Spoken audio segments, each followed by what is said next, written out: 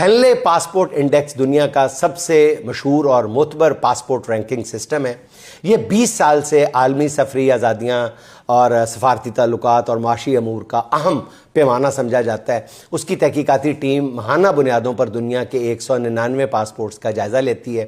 اس کی تازہ ترین رپورٹ کے مطابق پاکستان اس وقت کمزور ترین پاسپورٹس میں چوتھے نمبر پر آ گیا ہے۔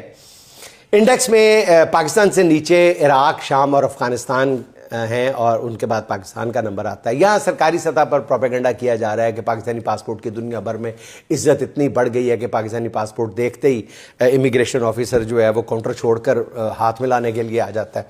اچھا، خاص طور پر ایران امریکہ ثالثی کوششوں کے دوران دنیا میں پاکستانی پاسپورٹ کی عزت میں بے پناہ اضافہ کے دعوے کیے گئے اور پاکستان اب بتایا گیا کہ جی پتہ نہیں عزت جو ہے وہ کہاں سے کہاں نکل کے چلی گئی ہے، مگر ہینلے پاسپورٹ انڈیکس نے بتا دیا ہے کہ پاکستان اور اس کا پاسپورٹ کہاں پہنچ گیا ہے۔